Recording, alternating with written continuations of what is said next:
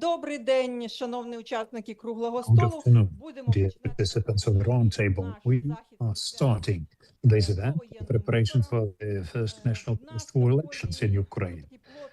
And today we have a very intensive work schedule, so let's just move quickly so that we could present all the five groups, right? So that everyone could make their presentation. And we'll talk about drafting of legislative proposals vis-a-vis the elections, which will take place in the conditions of recovery and restoration. My name is Yulia Karachenko. I am a member of the board in the Center of Political and Legal Reforms. I'm a co-chair of the Reanimation Package of Reform Council. So I'm going to moderate today's event. So we will start by sounding the national or playing the national anthem of Ukraine.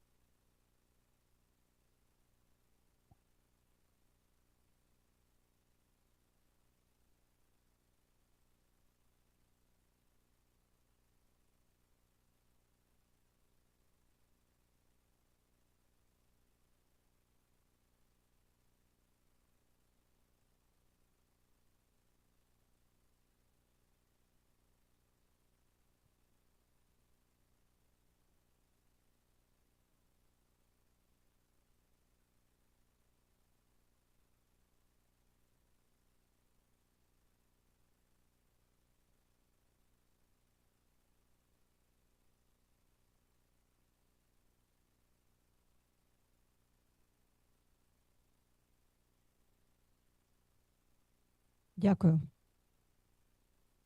Thank you so much. Також прошу вшанувати пам'ять всіх загиблих And now від it's time російської агресії. to take a moment of silence to remember those who lost their lives as a result of Russian aggression.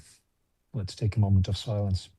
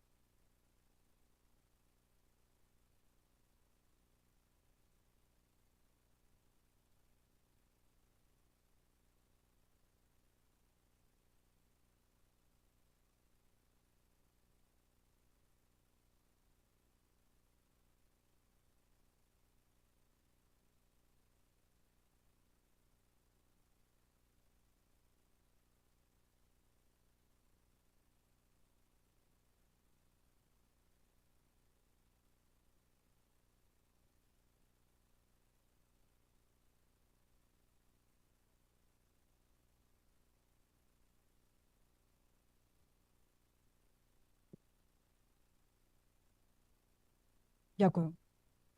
Thank you. Шановні пани і панове, Dear ladies and gentlemen, міжнародні dear representatives of народні international missions, the MPs, colleagues, friends, we are starting our roundtable on matters of holding post-war elections. The purpose of this gathering is to present the developments which we have so far as part of the parliamentary working group, and we will talk about how Ukraine will tackle the problems connected to the armed aggression caused by Russia. And you've seen that the presentations will be 15-minute long, and I'm going to ask to please stick to the schedule, and there will be 10 minutes for Q&A. So please be concise with your questions. Please respect other participants of the roundtable so that we would provide more answers to questions if there are any. So, the Center for Political and Legal Reform is holding this event. It's one of the oldest think tanks in Ukraine, and they are working in the field of protecting democracy.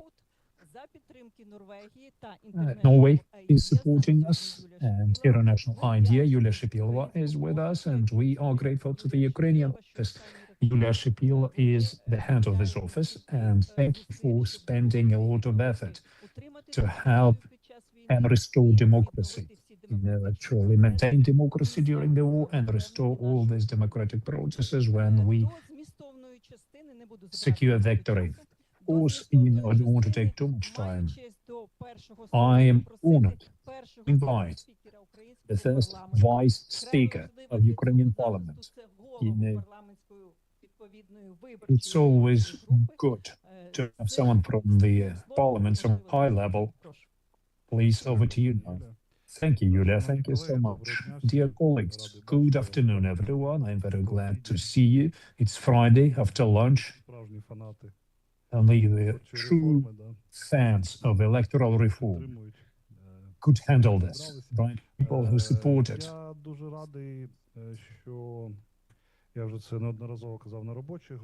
And I've said it on multiple occasions during working group meetings.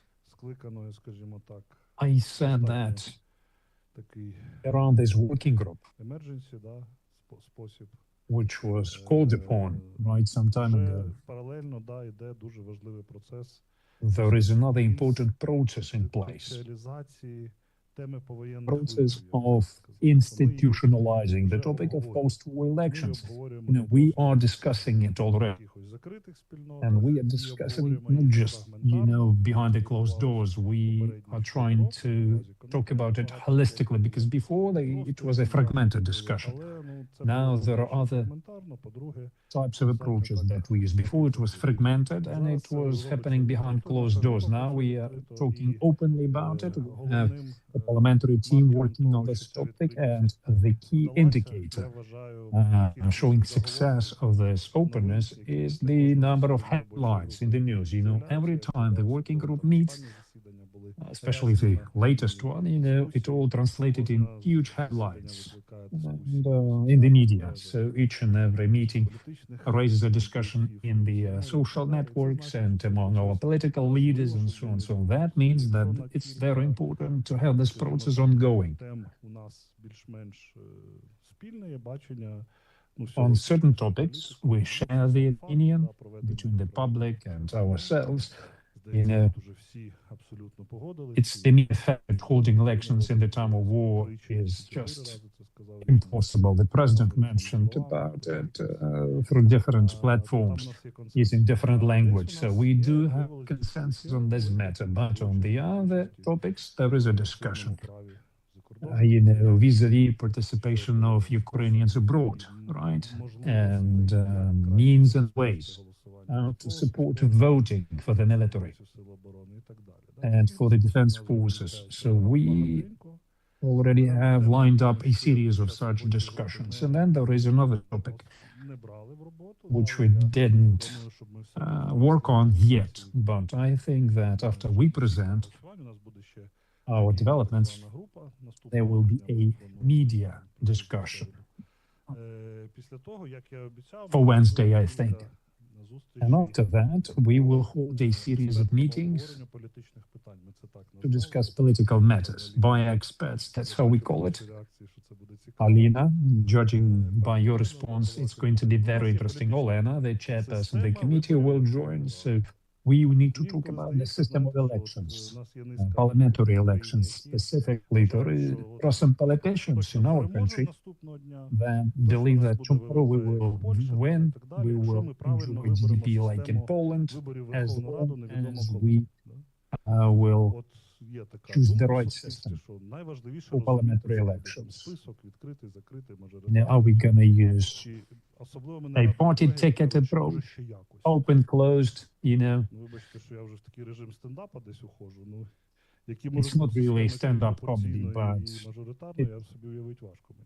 you know, Але, ну, it's є very така close дискусія, to вона it. важлива для низки Is it going to be a proportional представників system, політикуму, ми a обов'язково majority проведемо. vote system? Є So we will дискусія, need to have пов'язана such a discussion.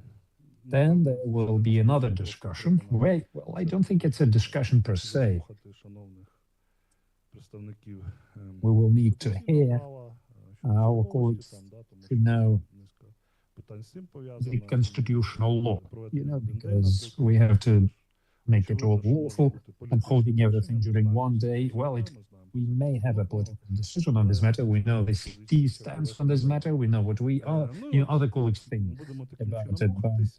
to Я the думаю, що lawyers before we start doing all that. низки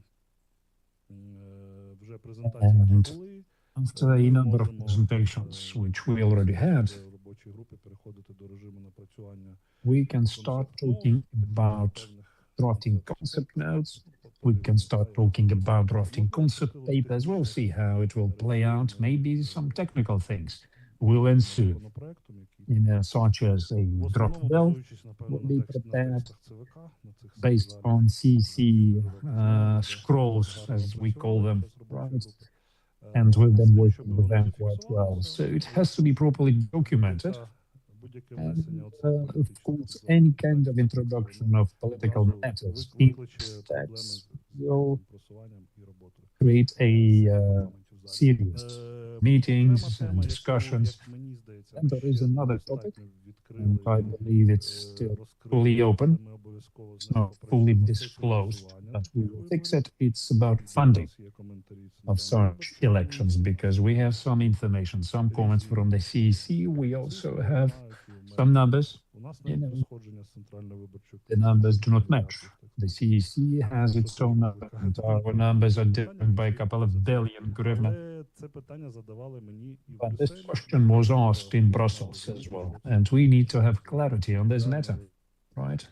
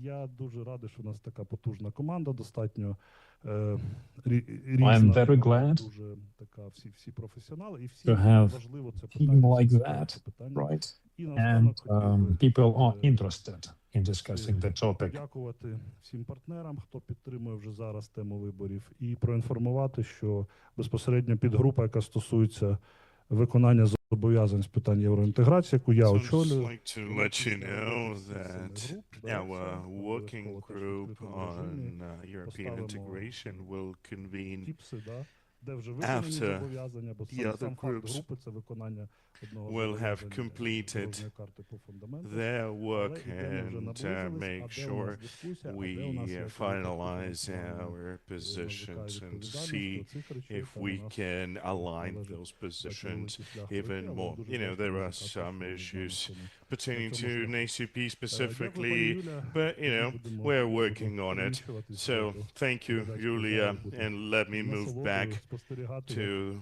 як будуть мої колеги все презентувати, обговорювати. the Дякую, audience колеги. there. Thank you very much. Thank you, Alexander. Thank you on behalf of the civil society for your very honest and good work. I mean, there are as many opinions as there are people, and yet I think you managed to make sure that everyone worked in harmony, and I think we've managed to make some good progress working as hard as we did.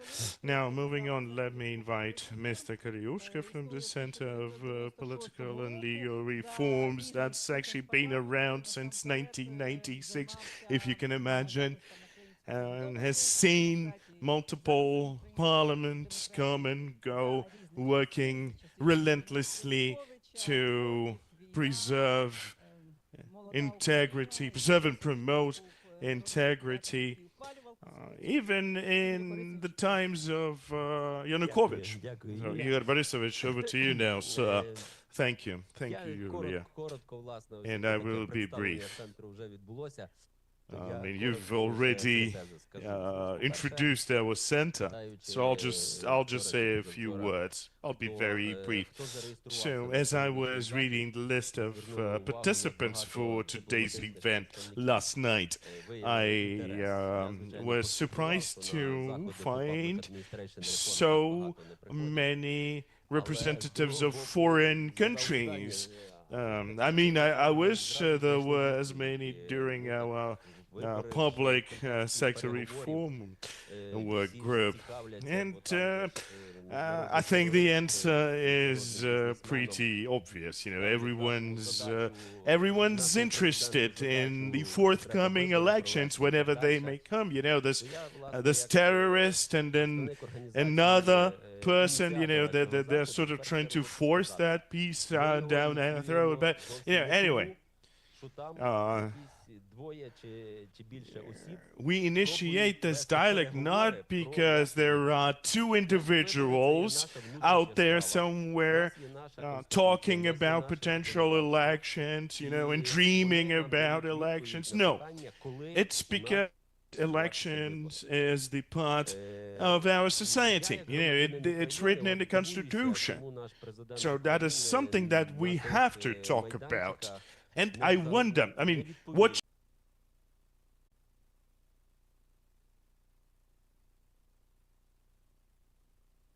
Це будуть вибори особливі, тому що буде дуже багато особливих умов. So these elections will be quite special, given the special circumstances surrounding the whole thing. So we'll have to find some rather innovative and creative solutions down the stretch. And, you know, we need to get ourselves prepared for this. So, you know, we need to put in place the right framework. And I think we're on the right track, especially given the fact that we're here to discuss all these things today. And my third point is related to what Mr. Kornienko mentioned. You see, До наших майбутніх дискусій we're still зразу seeking political навести answers такі to the questions такі here alluded аргументи. to. Дивіться, That much is clear. з But одного let me боку, tell you one thing. всі, і строк, конституційний строк парламенту, конституційний строк президента, The конституційний parliament, строк органів the місцевого самоврядування, president, у нас local завершені. governments Вибори have після завершення all воєнного стану long треба проводити overstayed their цикли. constitutional На term моє in office, переконання, з точки meaning зору, там, all three конституційності, elections will have to демократії і happen виборчих pretty much at the принципів same time не можна when the war планувати is проведення over. всіх виборів в один час. But of Це не course, будуть вибори, це буде, you know, that як, is грубо кажучи, чи там, може, грубо that is кажучи, going to be пародія на extremely difficult на to вибори. implement in Виборці не practice. It зможуть is not going to розібратися, хто look за nice. що, It хто will завжди look буде наверху more і like a щаблі comedy влади. show. А нижні, People, the regular нижні folks, щаблі just won't be able to влади tell будуть who's приходити who. якісь люди, які Focused нікому не primarily відомі, on без the належного higher обговорення, tiers of обґрунтування і так далі. government, letting unknown and Тому questionable треба individuals шукати slip ті through the питання, selection які process послідовно at потрібно lower буде levels. проводити. So Я би obviously в першу чергу that взяв means до уваги те, that we have що, to який conduct стан those справ elections in до sequence. Ми бачимо, у нас How do нормальний we молодий define what президент. the sequence Нормальний, is? до речі, So в let's сферах look своїх, at the current state of affairs at each of the levels. So our president is quite young, в сфері оборони, and when it comes to his primary responsibilities, including security, diplomacy, I think he's doing pretty well. I mean, he's, you know, he's wandering into some other areas and sometimes quite unsuccessfully so. You know, otherwise he would have been perfect. But, you know, he deserves some criticism. But, you know, where he's strong is his primary job, being security and international relations, etc. Now, looking at the parliament, things aren't as rosy here. And I'm sure, despite all the scandals we've had, things will calm down eventually. And but you know, there's a huge strain on the parliament currently, and I think it will make a lot of sense to do the parliamentary elections first, at least before the presidential elections. Now, looking at the local levels and you know, various types of councils, I don't think the situation is as critical as it is with the parliamentary elections. So I think possibly local and presidential elections could be combined. But yeah, you know, the parliamentary elections stand out. So that would be my opening statement, and I will hand it back over to you. Right, thank you very much indeed. And we are joined by Yulia Shapilova, head of programs and international idea in Ukraine. And you know, we met quite some time ago, both of us working in the field of elections. And I mean, I'm really happy to see Yulia had this Ukrainian office. I think she's doing a great job, and she's been a tremendous help when it comes to democratic processes in Ukraine. And I think Ukraine is in dire need of help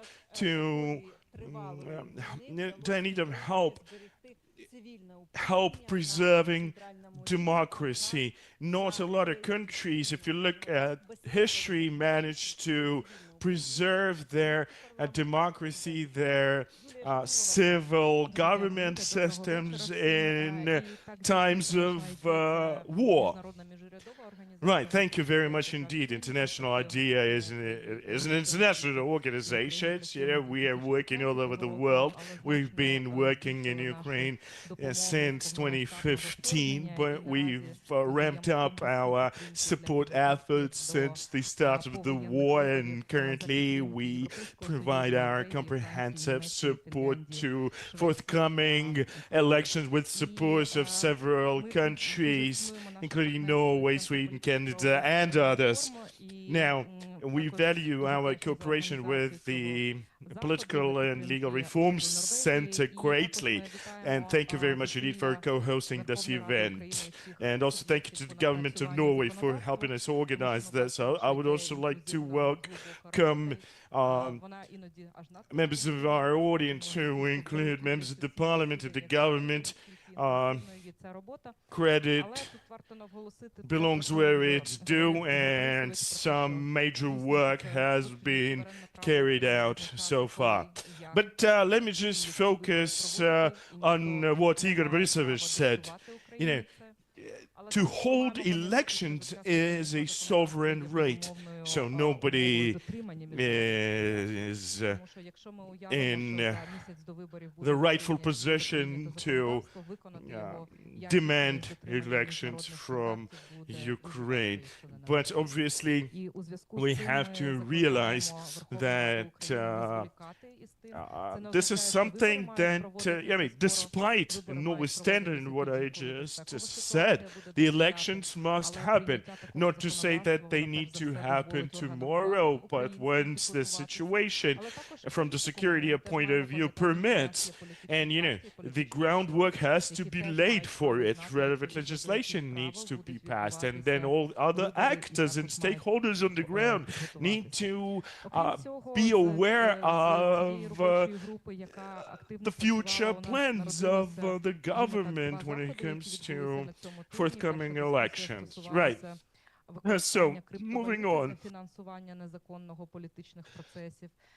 We had a pretty interesting discussion the other day about using crypto assets to finance election campaigns, something we saw quite vividly and quite clearly in Moldova during the last elections, where Russians used crypto assets to foot the bill for their political proxy. So, you know, we had this discussion the other day, and we were also talking about what Ukraine could do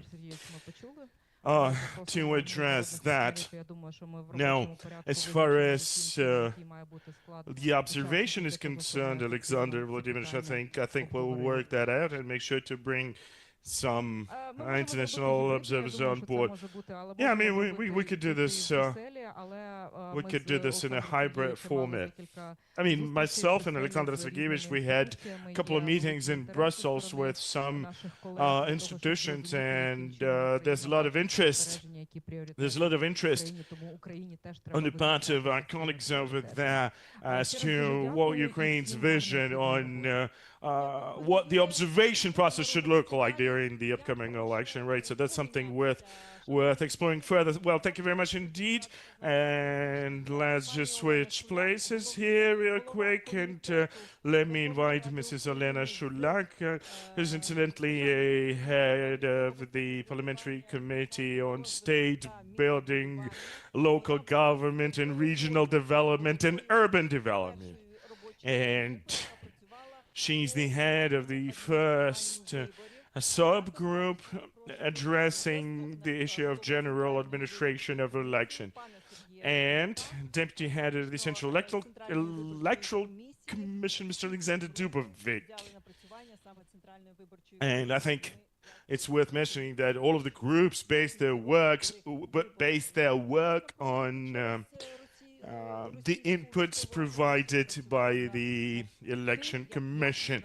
So, you know, obviously, during the war, without anything else to do. The commission is mostly focused on laying the groundwork for the first post-war election to be held in Ukraine. So obviously time not wasted, time actually very well spent. So thank you very much for that, Mr. Shulak. Here's the clicker. We have your slides up on the screen, and you can proceed now. Працює.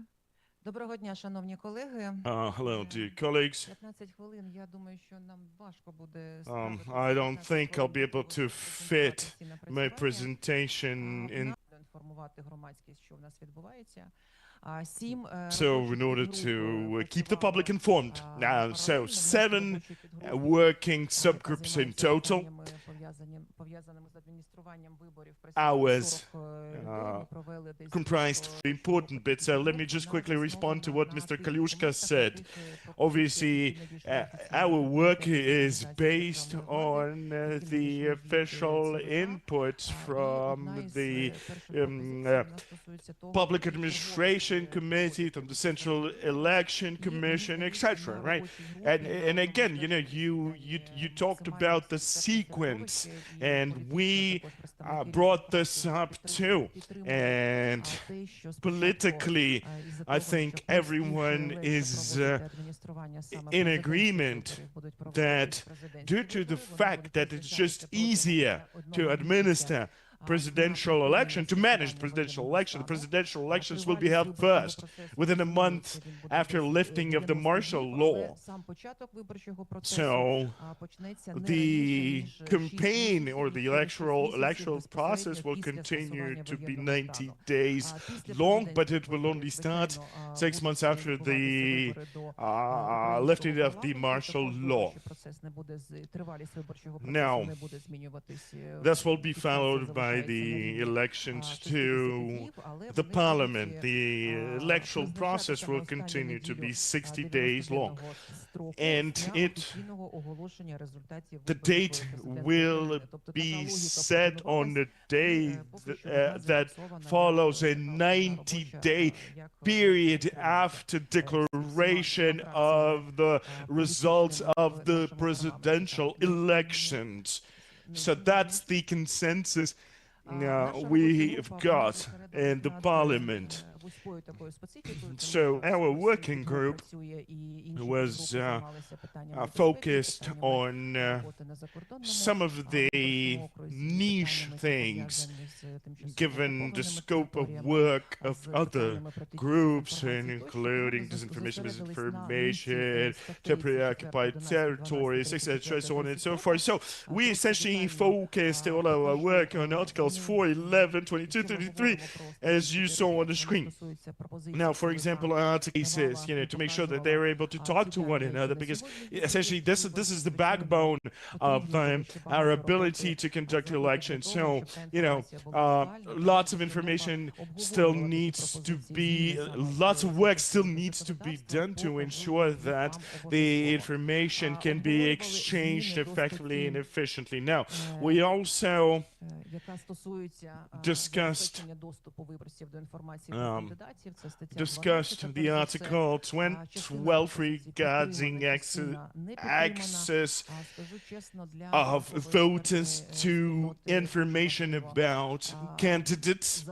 And, you know, we were split half and half in the working group, and I think it is really important for us and for me personally to make sure that all that information about these potential candidates is available out there in public domain, especially when it comes to their potential or possible links to the aggressor country, you know, and we need to be able to see where those people were located physically when the war started and then during the war. So again, you know, some recommendations were approved and some weren't.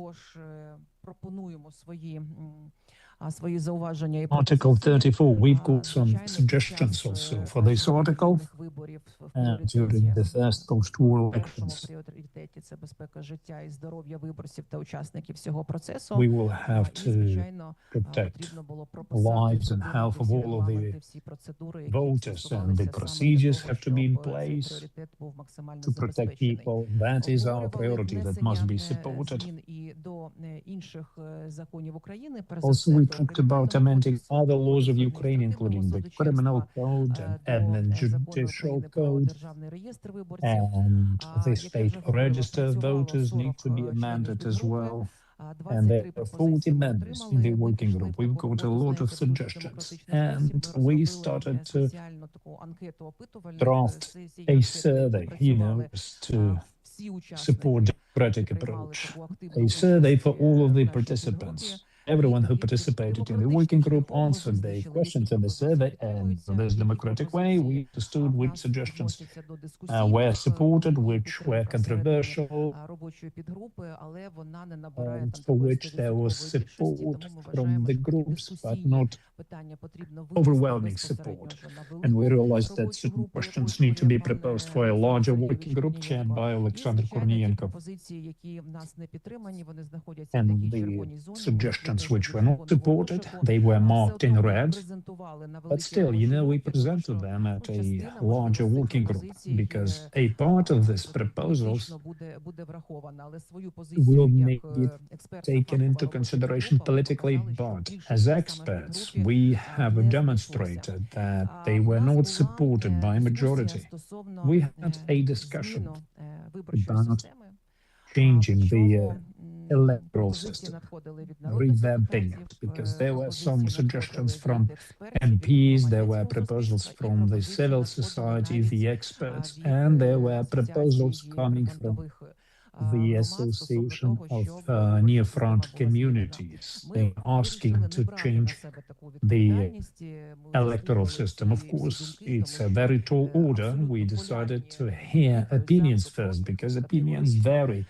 They're quite opposite, I would say. Some support it, some are completely against it, and it's a political question. And I think that Alexander will organize yet another discussion by involving all 7 working groups that are part of a larger working group. And we will start discussing it. We decided not to add this question to the questionnaire, to the survey, because we do not want to mislead all other members of the working group. We don't want them to believe that they could make such a decision at their meetings. Now let's talk about the so-called green zone, the suggestions that were supported. The group 1 of such proposals were supported by Opora Network, so we are talking about amendments to the following articles of the bill. Now, what are the new things they are proposing? You can see in the slide all this information. They're talking about protecting lives and health of our citizens. That is a priority. And therefore, the procedure was properly drafted, when we stop the process of decision-making, when the meeting should stop of the members of the panel, when other transportation of ballots is going to be organized, when do we have to cease the voting process, and the obligations and responsibilities were prescribed for the members of electoral commissions in terms of also protecting and safeguarding voting documents, because before it was not very clear who does what with the voting documents when, let's say, an air raid alarm is sounded off, right? And some really hazardous things take place from the standpoint of safety and security. Also, the procedure for safekeeping and safeguarding of documents should be drafted by CEC. The CEC will also work on a numerous set of documents to support this change, and then restoring the voting process. It has to be properly described and posted on the website so that the community understands what is happening. Also, it was decided that when the voting process is terminated, and those voters staying inside the building, they can continue voting, they can continue receiving the ballots. The procedure for local response teams were designed and developed. They will help in case of emergency. And we proposed some suggestions to forming the interagency working group. It is set up by the CMU. The deadlines are mentioned there and the basic principles of operation and who are going to be the members of such a group. Also, it was mentioned that all the decisions of such a group, which were enacted by the CMU or CEC or some other authorized bodies, they will be binding. Then there was another suggestion made by the working group, and it was authored by Yulia Kirichenko, who is with us right now. And we are talking about changing the criminal code of Ukraine. CC never provided any suggestions about it, but at the working group level, there were some quite discussions around it. We talk about adding more charges to the list of existing charges vis-a-vis a ban on holding certain possessions, right? In some cases, we talk about prohibition on campaigning and ban on being elected. And we talk about local elections as well, and people who committed such crimes, they may not be a part of local election commissions or central election commission, or they cannot act as observers officially. So that suggestion was supported, and there was another suggestion. Serhiy Kalchenko, the head of the Rules of Procedure Committee, he suggested a few things in terms of judiciary code, and he's talking about drafting a new article in the admin judiciary code. So such as, what's the jurisdiction here and there, who may submit a claim, who is paying the court fees, all those things, which translates into a future special procedure also about changing the criminal code, a new charge for providing false information to the voters about domicile when the voters change their domicile address. And we presented all these ideas at the working group level. And there was a very long discussion with members of the working group, people who deal with the occupied territories, Italy and Tamila Tasheva, and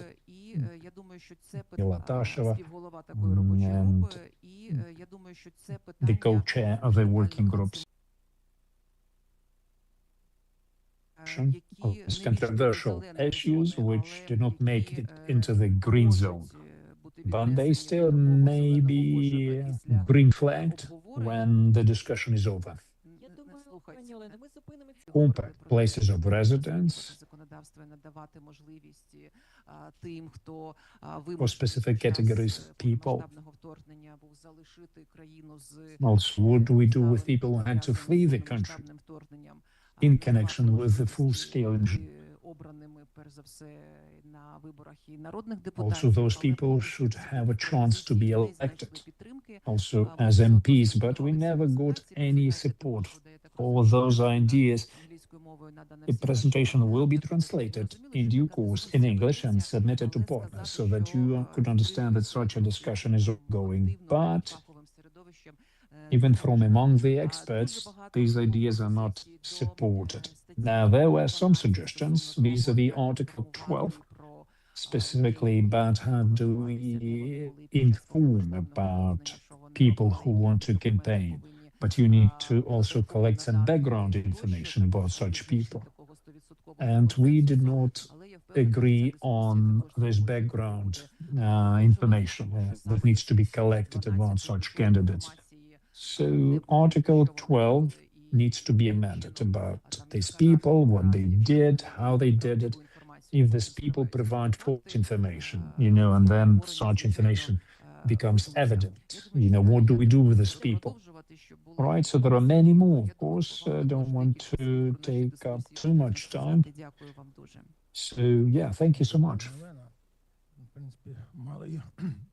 що доповнити дійсно постанова Центральної виборчої комісії, The законопроект, який resolution of the CEC and the bill that is now discussed as the basis, it's mostly about organizing things. We decided not to touch political sensitive issues. The politicians should decide on that, such as changing the electoral system. Article 12 of the bill unexpectedly raised a lot of discussions. There were internal discussions. We tried to make it balanced and neutral, but still it created a lot of arguments. And Article 12 somehow became this, contentious item. And, there are other matters connected to safety and security and emergency situations. They were well understood and Opera network supported. And there is always room for improvement, but those are good working articles that could be already voted on. We also support the idea of CC to set up additional voting stations, because before we would have permanent voting stations and special voting or ad hoc voting stations, and for administering the electoral process, especially in the near-front territories, or where the municipalities were completely destroyed and abroad. So that needs to be properly regulated. In that case, we introduce a term, additional voting station. And we will have this type of breakdown. And we talk about a certain threshold where the number of voters is going to be more than the number introduced by law. And speaking about voting from abroad, these additional stations will help addressing the issue of voting from abroad, during post-war elections. And later, we will use those stations through their own account,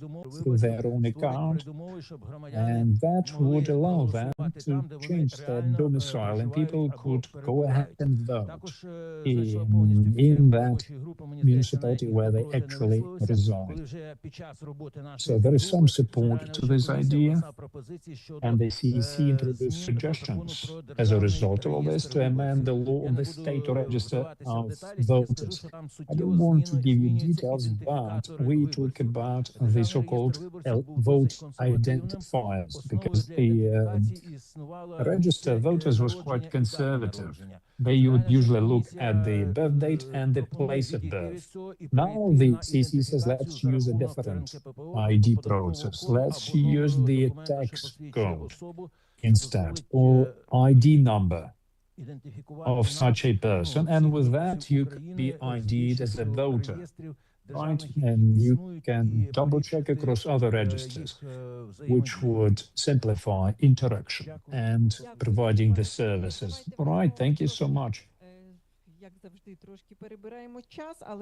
We are over time again, but it's because it took too long to say welcoming remarks. Now, colleagues who are watching us online, please post your questions in the chat. Now, my question is as follows. Who wants to ask a question about the so-called general admin issues?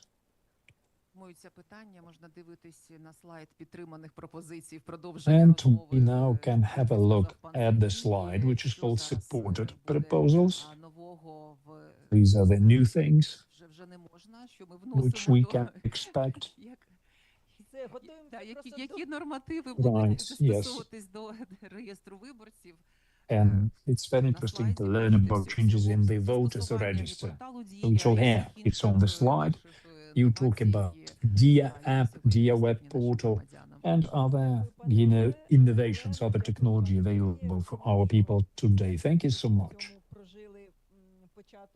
I know that we've got a lot of experts who've been discussing it throughout the year, and it's easy for them to understand. Some people see this presentation for the first time and they are overwhelmed. And there is one interesting topic, how do we support voting and voter rights for people who are staying abroad, who had to flee the country because of aggression? Now, please go ahead, and then the next panel invites the subgroup for discussing the situation of our citizens abroad. Deputy head of Ukrainian Parliament, Olena Kondratyuk, the co-chair of the working group, is watching us online. Mr. Karasevich, the state secretary from the MFA, is with us here in person, and the CC member, Serhiy Pustovy, is with us in person, who is specializing on these matters representing the CEC. So I'm asking to please show the presentation by Olena Kondratyuk. Olena, can you hear us? Yes, loud and clear. I wish I could be there in person, but the situation is not that easy. I have to wear many hats and attend multiple meetings, which are important for our international community. I quickly will talk about the results of our operation, which was quite coordinated and well organized, and we've done so much. I want to emphasize that, in fact, our subgroup focused on drafting proposals to the bill proposed by the CEC, and I want to thank Serhiy, and I want to thank Alexander, who are representing MFA, and that's the ministry who is going to bear most of the responsibility for holding voting campaign abroad. 26 articles were discussed from this bill, and after discussion, we made some amendments, and we're talking about 19 articles that were supported by and large. And please show us the next slide.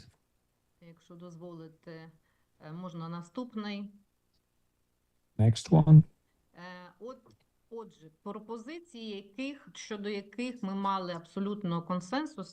So these are the suggestions which were supported by consensus from our members, from our team, and we understand that there are different ways and tools of holding or not holding elections abroad, because different countries have different approach towards this matter.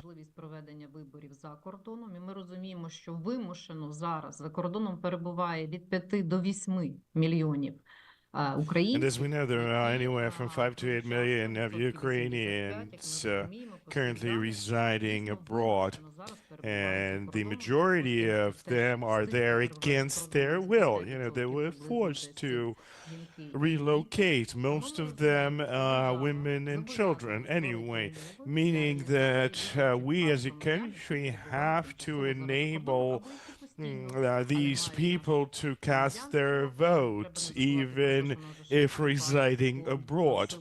Now, let's not forget that Ukraine will soon allow multiple citizenship with the upcoming law. So we will have to ensure that these people can vote. Now, this draft law is a single-use legal act that exists or will exist solely to enable the first post-war election. And I fully agree with Ms. Olena Shulak. Election process has to start at least 6 months after the lifting of the martial law.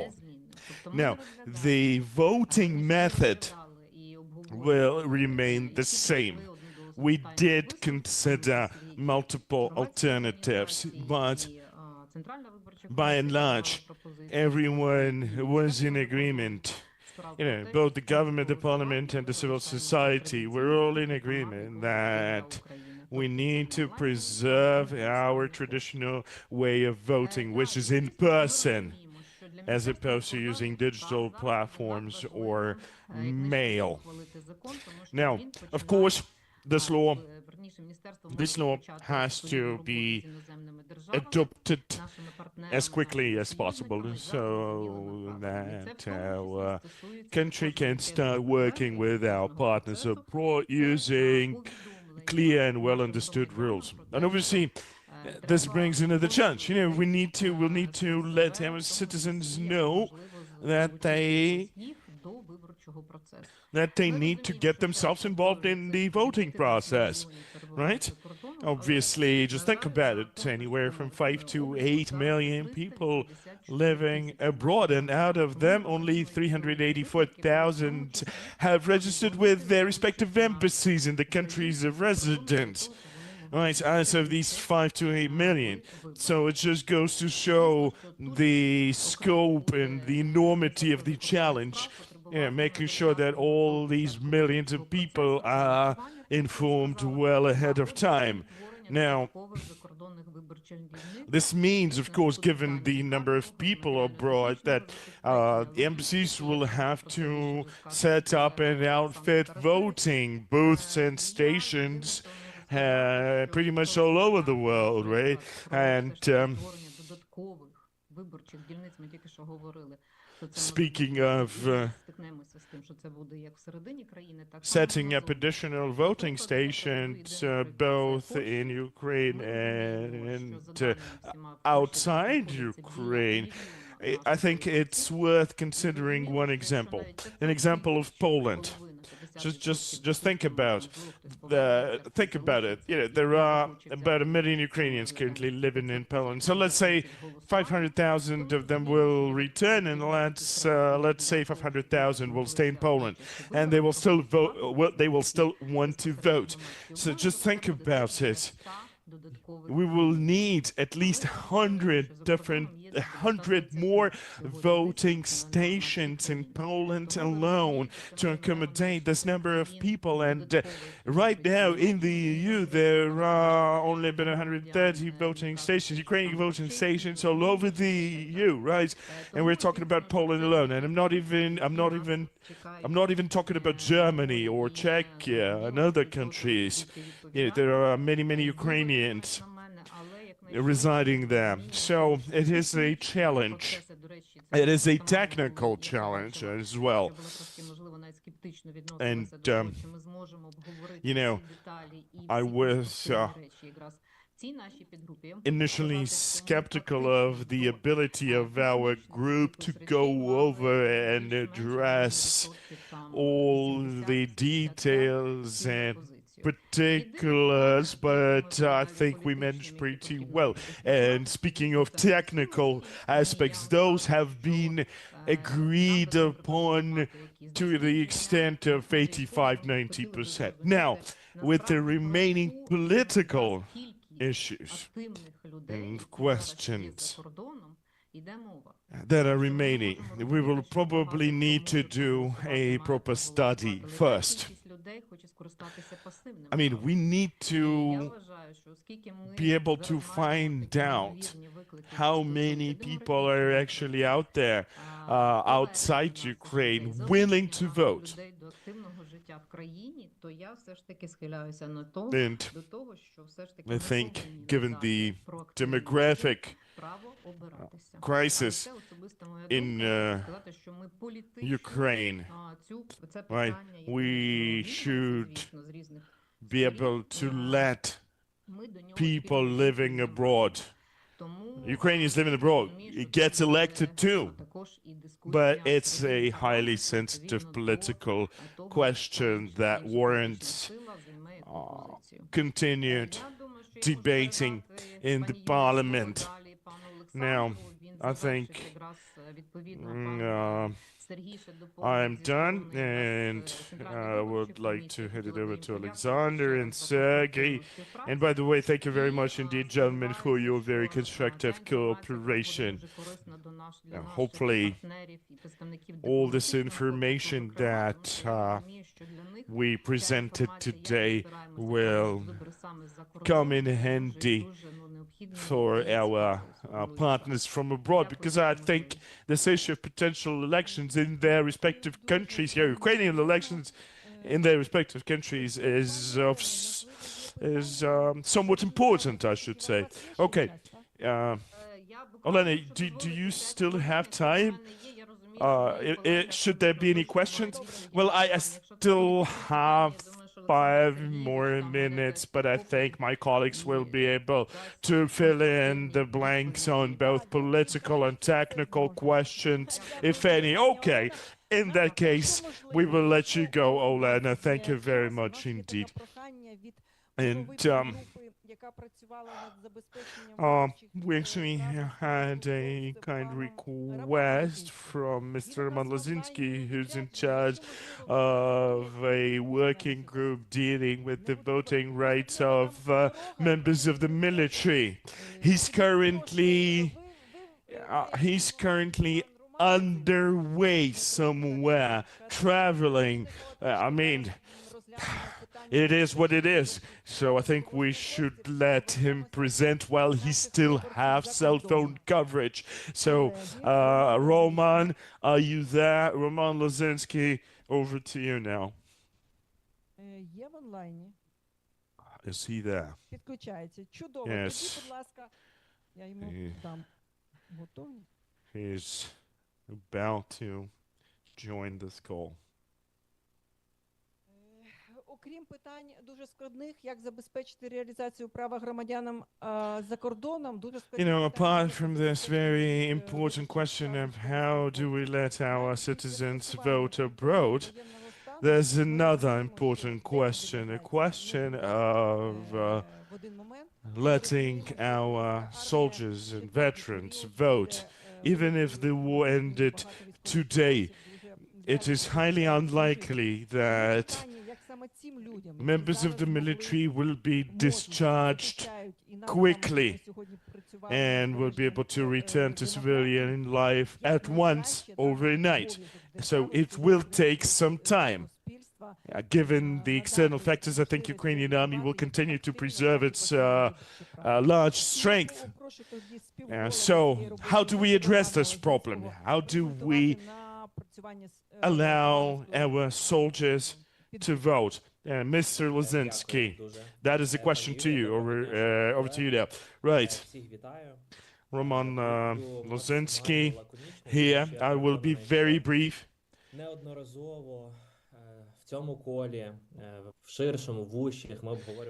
Because I believe this question has been debated many times over. The question of how do we let our members of military vote. And one thing that I can definitively state is that we must let these people vote. These people sacrificed everything for us. Their lives, their careers, their free time, just to see us survive and thrive against all wicked designs of our enemy.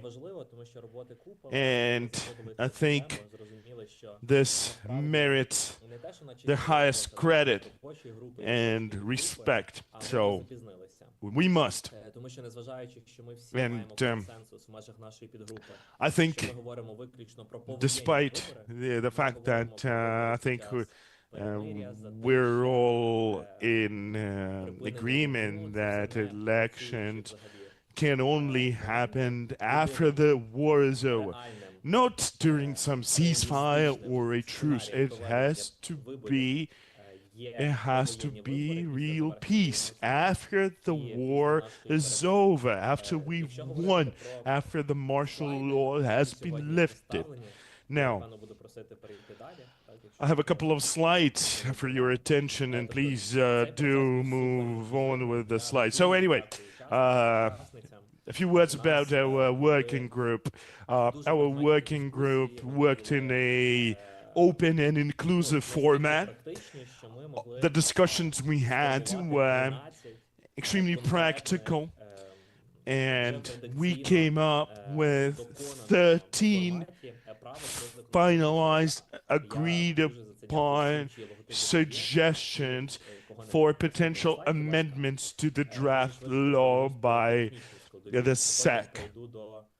Okay, so I'll just go over some of the key remarks and key findings of our work before moving on to the political question. So one thing we wanted to make sure is that we get the terminology right. So to say member of the military actually excludes service members from other branches and services. So instead, we use the term a person undergoing military service. Okay, and even when this war is over, we will still have what's called a line of demarcation or a line of contact. It might be our border, hopefully, but it might run somewhere else. So we wanted to make sure that we reflect it in the terminology we used. Now, for elections, obviously, you know, you need to identify yourself, right? And what we're suggesting is that the servicemen and women are allowed to present an ID document other than their passport, for example, their military ID. Now, you know, we've all read in the media that, you know, that the media inaccurately reporting that Ukrainian citizens are now required to not only carry their passports with them, but also their military documents, right? Which kind of makes sense. I mean, we're a country at war, but you know, unfortunately, that is not true. What the media was alluding to earlier is exactly the situation with the military. It's the military who, servicemen and women have to carry both the passport and the military ID. So, you know, just throwing it out there. Of course, we want to keep our election process as democratic as possible, right? In accordance with our international obligations, commitments, and best practices. But we want to balance this against the demands of the security situation, right? So how do we conduct elections fairly, but yet at the same time not compromising the security of our servicemen and women? One way to address this would be to create special election stations. That is something that we as a country have experience of doing in the past, where, for example, if you have a location somewhere where, you know, there are a lot of servicemen and women in the general area without the ability to travel to their homes to vote. So for them, you know, one would set up a special voting station. I mean, you could do this at the base. You know, any brigade could do this at their base. You know, come the election day, you know, the special station is there and you just go there and vote, you know, without having to travel anywhere, okay? So that will work. But also consider this. The areas immediately adjacent to the contact line have been thoroughly devastated and heavily contaminated with mines. No civilians, mostly members of the military, holding ground, dug in. So what do we do about those guys? Do we tell them, you guys keep holding the line while everybody else gets to vote? Well, it's not going to work. So that's why we came up with a objective list of criteria that would allow these servicemen and women to vote nonetheless, so that these special stations are only outfitted where they are needed and not in downtown Kiev or downtown Lviv, right? So, you know, the procedure is there. I'm not going to go over it, but it's there. Now, here's another important bit. lists of voters. знаходяться в межах підрозділу. Це дає можливість нам As far as уникати СЗЧ, зниклі ensuring так звані мертві that як один зі способів фальсифікації. the right people get to vote. Підрозділ на лінії You know, зіткнення. a list of voters of a union has to be, you know, it has to be an updated list. And these have to be the actual people. Not like, you know, there are a couple of MIAs missing in action on that list. Some people have fled. You know, we want to make sure that the lists of voters reflect the actual number of individuals in a particular military unit. We are introducing this norm that basically requires commanders to put on this list only those individuals who are currently deployed with the unit at the unit's location. Далі наступний слайд, це вже пункт 7 у нас. Now, next slide. Which one is that? Пункт 5. Right. Paragraph 5. This one is about observation. Now, obviously, the special voting station is not some kind of ghetto, you know, where you have armed gunmen guarding the perimeter. There's no way in and no way out. Obviously not. Observation must happen. You know, the election process has to be observed. Of course, special considerations will have to be given to security arrangements to make sure that by making the elections fair and transparent, we don't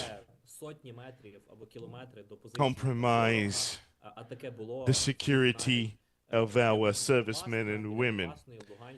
I mean, we all remember the example, you know, the situation with Kochinsky Battalion in 2017 and 2019 near Popasna. You know, with some positions dug some 400, 500 meters away from the enemy, and then right behind those positions, literally 100 meters back, there were buildings that were used as an election station with the observers and everything else, right? So that's not how it should be done. Of course, special consideration has to be given to the procedure that shall be used when observing these kinds of elections. Спостереження відбувалося навіть в таких складних умовах, і аби не було знову ж таки питань до довіри до результатів. Observers would operate and not intervene with the electoral process in these near combat conditions. Право бути кандидатом, ми переходимо до права бути обраним. The next article is about the right to be elected, the right to be a candidate. It's very important. It's about the коли ми почали свою leave і нам казали, right а можливо, from не наче service. всі говорити про When we вибори, started тому що ми this, перемогли. Мої people побратими were saying it's not дуже timely, we важко haven't розуміли, won yet. наскільки ми зараз My можемо brothers говорити in про arms вибори, thought якщо триває that активна фаза we cannot бойових talk дій. about elections in the active phase of combat. Коли я But задаю практичні питання, I хоче ask practical військовослужбовець questions, кандидувати such as, президент would чи you, парламент? serviceman, like to be a candidate Який рапорт, for кому писати, presidency які терміни, на or якій підставі така відпустка? for А якщо відпустці parliament, відмовлять? you know, Або якщо її do you погодять, need але погодять пізніше? leave from service? Yes, you do, but how do you register as a candidate? How do you take that leave? How do you register your right to campaign? You know, you need to be able to do that because elections is not just one day. It's between 60 to 90 days. Maybe that will change, but we talk about months of active competitive process where you have to have equal level playing field for all the participants of the process. So how such a serviceman could realize his right? And my brothers asked, yeah, it needs to be regulated. Then maybe I guess you're doing the right thing. Maybe it is timely. So we with colleagues tried to come up with this idea how to make it all happen, you know. So let's say you have a willing candidate, a serviceman, and the person will be able to exercise his right without abusing of that right. We know that hundreds of political parties will try to bring on board service people, you know, 450 members for each party on the ticket. And then we have hundreds of parties, so we talk about thousands of potential candidates. So imagine all of the servicemen will become the so-called electoral tourists. You know, they will take the leave for months, and there will be so many of such willing servicemen. So we need to somehow clarify what would be the duration of such leave, and under which conditions you need to refuse the leave when the candidate is registered, right, as a candidate, and the next day he may start campaigning when there is authorization from the commander. And then if you can use your existing leave that you earned for the time of service. You know, those are very technical things that we talk about. Then we talk about unit commanders. We need to have the so-called legal certainty.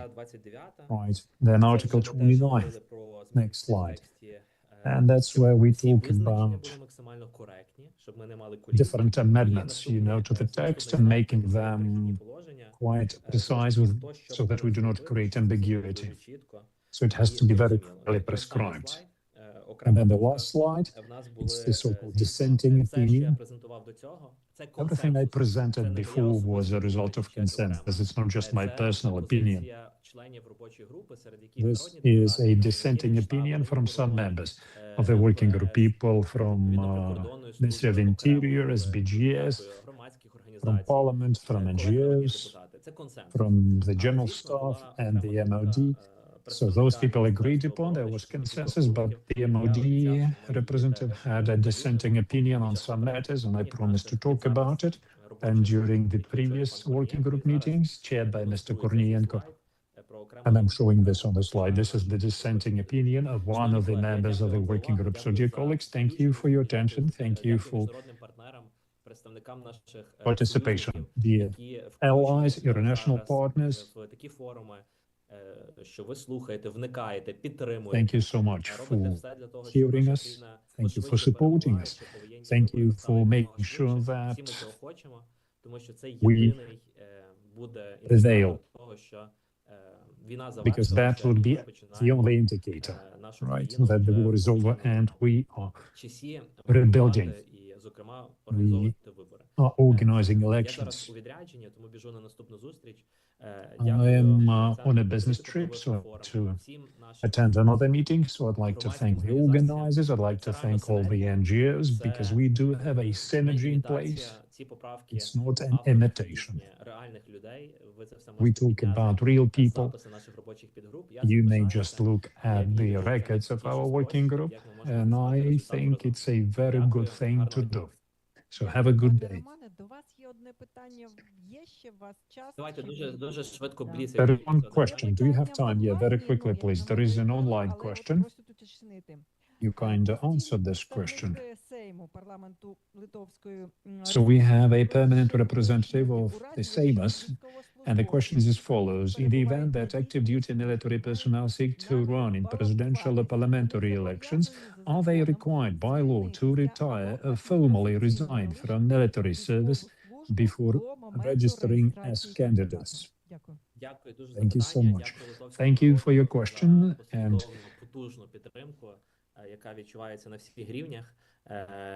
thank you, Lithuanian people, for your support. The citizens, the government of Lithuania, thank you so much. My answer is no. You don't need to quit, retire. There are special leave from service that they can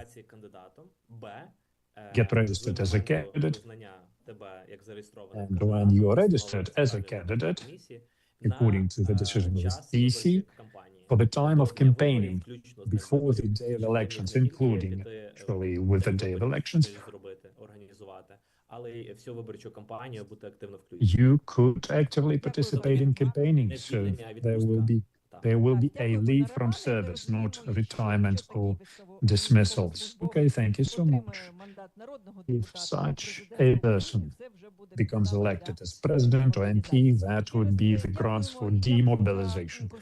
Okay, thank you so much. Thank you for very constructive work in the subgroup.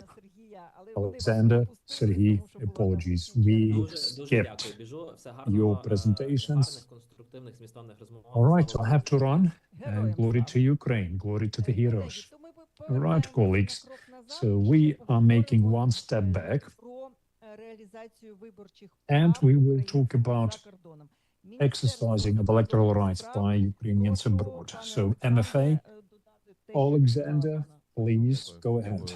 Пані Юлія, я попрошу вивести нашу All презентацію. right, thank you so much. Я Please спробую show us the максимально presentation. компактно викласти ту інформацію, яка у нас є. Так, будь ласка, слайд 4. Slide number 4, please. Так, пані Олена вже озвучила основні положення. Хочу наголосити ще We раз, що had ми the key працювали provisions already. законопроектом на основі законопроекту, який був напрацьований колегами з ЦВК. Дуже дякуємо. Працювали всі. So thank you so much, dear colleagues. You know, the job was well done громадянського in a суспільства, consolidated і, fashion. робота була дуже конструктивна і взаємодоповнююча. It was very Результатом ми constructive, опрацювали 26 статей проекту цього and закону, we looked і at погодили 26 консенсусний articles текст, from the bill, який, and we reached consensus on 19. Основні моменти, на які ми вийшли. Now, key things we Це decide щоб upon. держава вжила всіх необхідних заходів для There is no other доступу alternative до but to права provide equal голосувати, бути access обраним за кордоном. to Ми the right розуміємо, що наявна інфраструктура to elect and be elected abroad. So there has to be a proper infrastructure in place. We don't have it yet. The existing law is talking about opening polling stations in the Ukrainian diplomatic institutions abroad. And we have 104 polling stations officially. It's not enough, right? We have so many Ukrainian nationals abroad. We may expand this network. We may up to 150, but that's not a solution. That's not enough.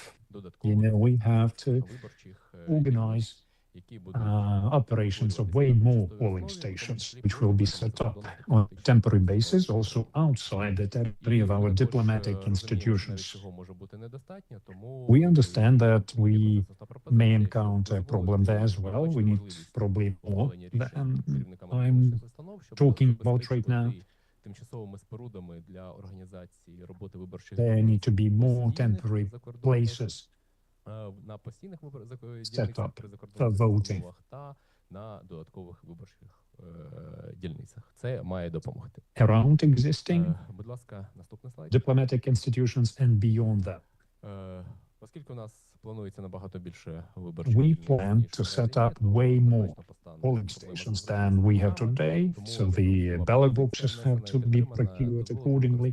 Тих виборчих скриньок, які будуть And the надаватися suggestion нам was to міжнародними use ballot партнерами. boxes provided by international partners. Єдине, що, We звичайно, would be ми very маємо grateful for that, дотримуватися but of тих course we will have to follow Ukrainian requirements vis-à-vis, you know, placing a seal on the ballot boxes and securing them from manipulation. Питання щодо утворення виборчих дільничних Then виборчих комісій, setting up зокрема, electoral commissions. Міністерства That закордонних was a very справ important вносить issue. ці кандидатури одразу The MFA достає should take part in this, пропозиціях інших учасників виборчого процесу.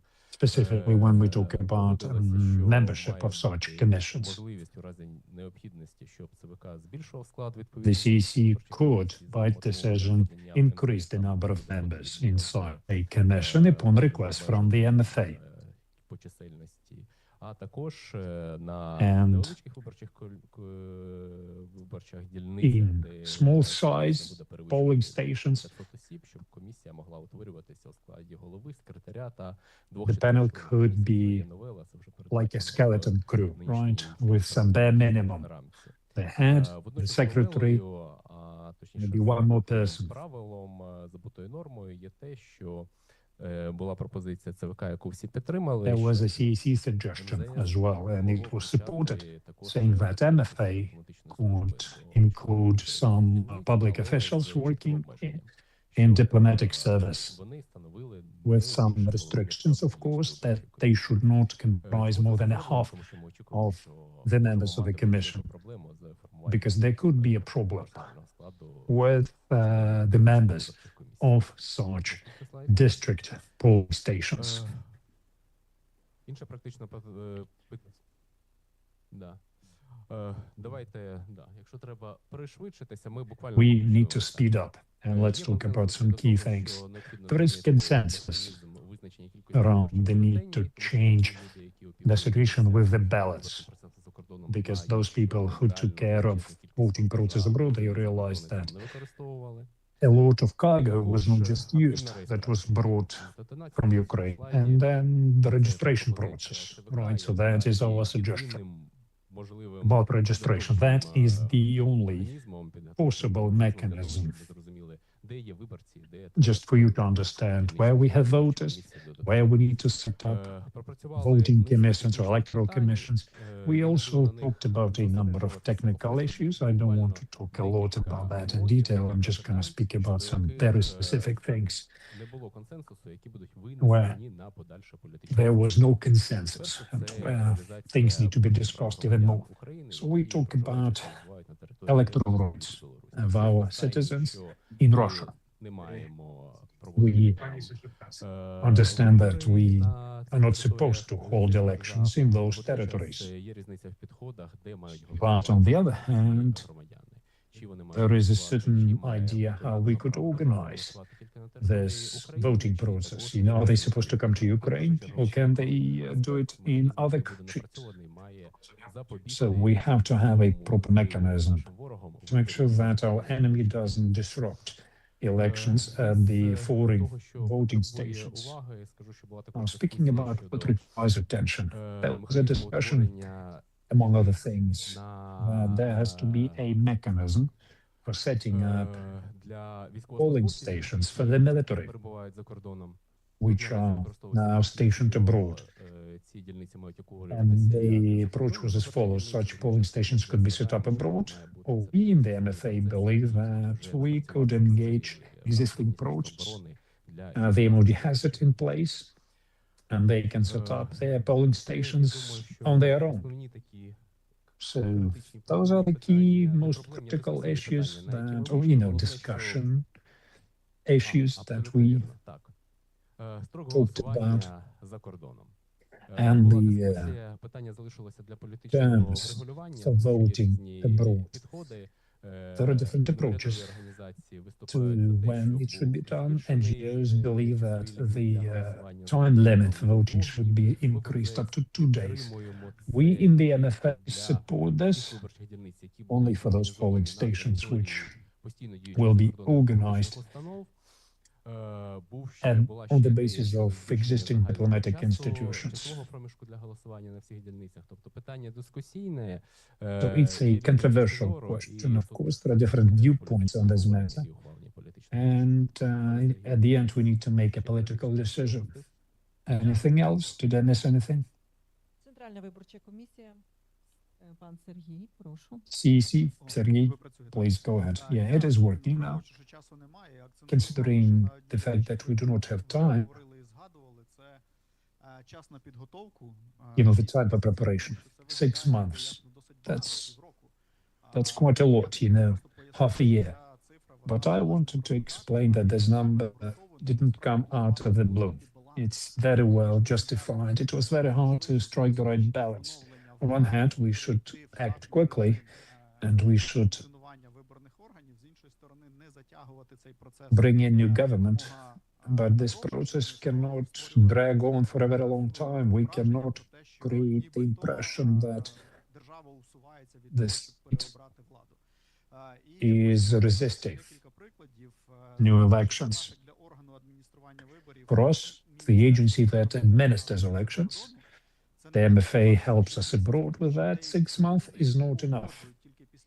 Some countries need to go through a coordination process. We need to send a note requesting, setting up poll stations and getting green light would require up to 3 months. Then we have to secure funding. Then we need to sign agreements like lease agreements for the premises.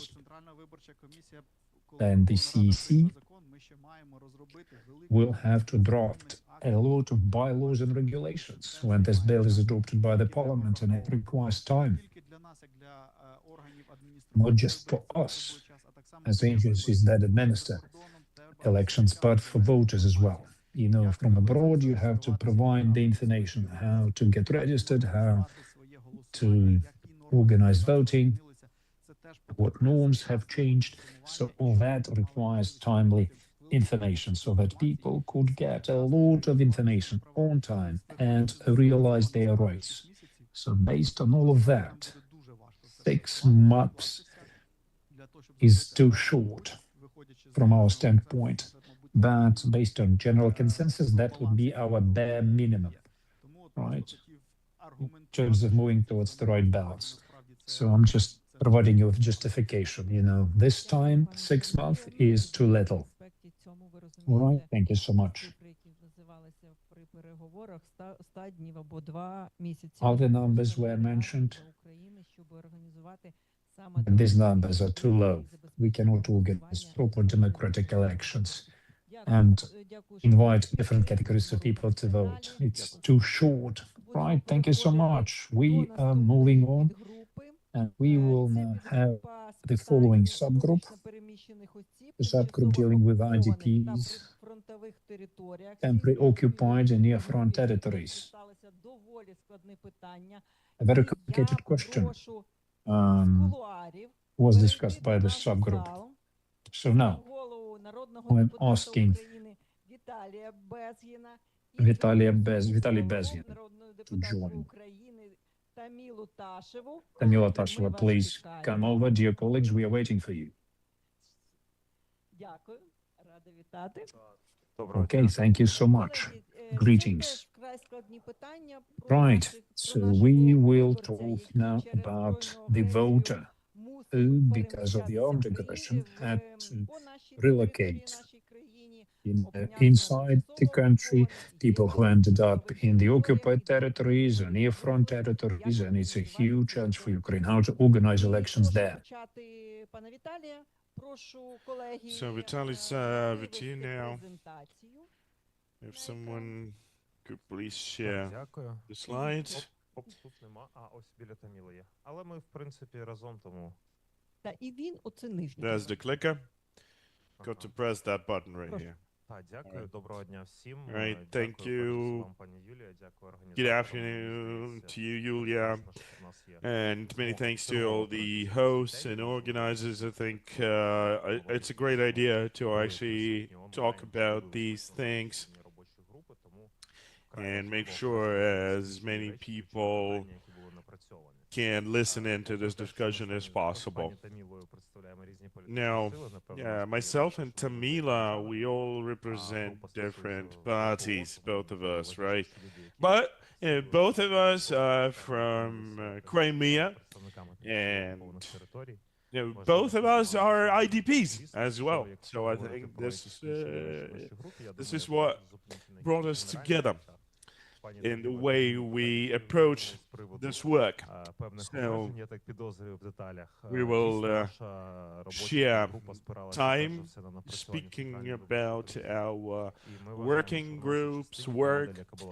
Suffice to say that we base our work on the input from the SAC, and their input is 90% of everything that we want to see in this document. Now, let's look at some of the more important points for discussion regarding our group's work. Well, first of all, first of all, we're all in agreement that there will not be any voting stations or voting opportunities within Russia or Belarus. It has to do with the fact that these countries are involved in the aggression against Ukraine. So even despite the fact that there are many Ukrainians who either moved or were moved there, we will not let anybody vote from within Russia or Ukraine. No. No voting opportunities within temporarily occupied areas of Ukraine. If you want to vote, you have to enter the government-controlled areas and then vote. I mean, we totally understand how difficult it is to be a Ukrainian within temporarily occupied areas, right? So not a lot of people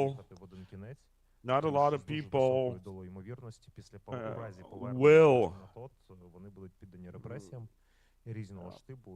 openly admit they're Ukrainian. So those who will cross the line to vote are very unlikely to come back. I mean, it's a one-way ticket pretty much, right? Because they're gonna face persecution if they do return. Now, no alternative voting methods. And that's something that's been a highly speculative topic as of late. So, you know, any alternatives such as online or by mail, these options are not to be considered at all. And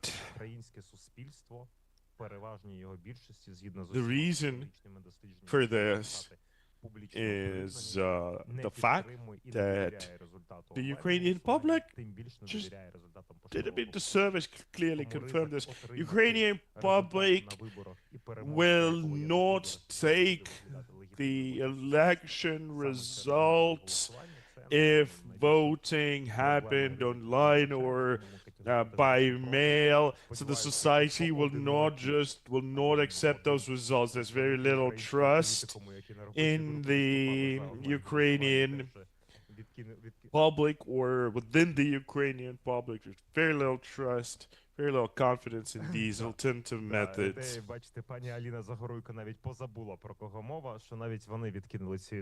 Yeah, I mean, even I think Alina will agree as well, right? Just given the risks involved, this is not a good idea. Not a good idea to use these methods. And yeah, one more important thing I wanted to talk about is the actual voting location, okay?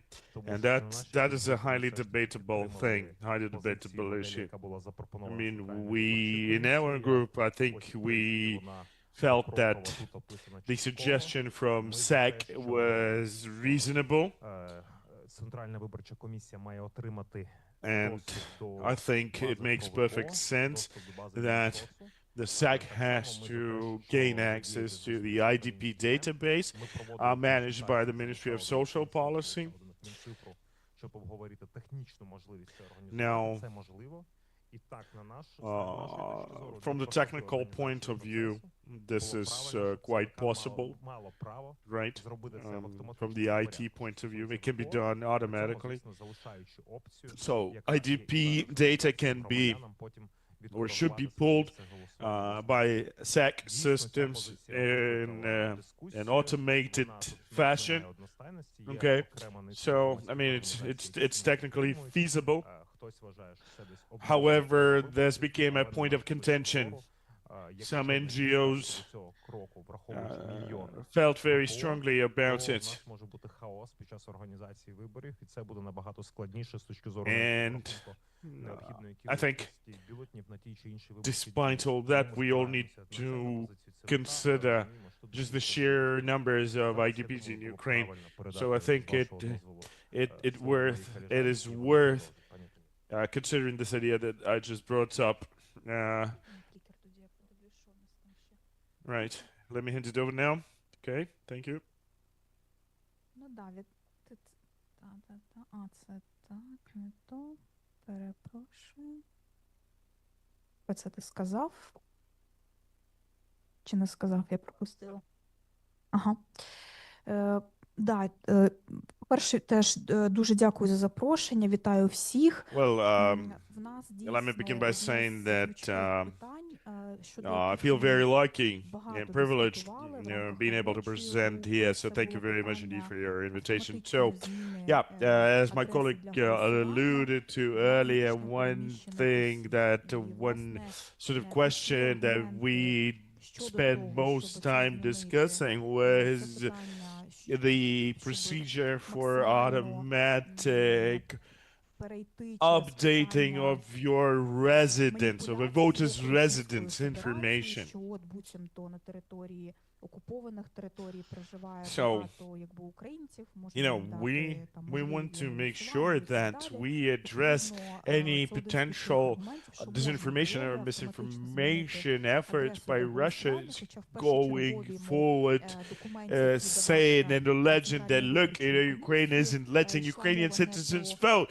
адресу для Citizens голосування, obviously а про виборчу адресу для осіб, located in the виборча адреса яких temporary зареєстрована на occupied тимчасово territories. окупованих територіях. So Потім we після felt that one way to ряду overcome консультацій this з громадськими particular організаціями, concern включно was з to правозахисними, ми institute дійшли до this згоди про зміну procedure, виборчої an адреси, automated але procedure that would залишаючи allow an для наших individual to громадян change their voting можливість, address. в тому числі за заявницьким принципом, пізніше цю But адресу, які їм вже змінили, preserving на the right to revert that voting address back to their actual address. So, just to give you an example, imagine somebody was forcibly relocated, forced out of their home in Crimea or in Donetsk, right? Then, when they got to Kiev, they received their IDP certificate that contains the address in the city of Kiev, right? Then they move on and decide to live in a different city still, and they don't change their address anywhere, right? And then they move on still, further still, right? So we lose track of all these people. And you know, our colleagues from NGOs, they said that the database as it is right now is pretty out of date. And one way to address this would be to create a way for people to quickly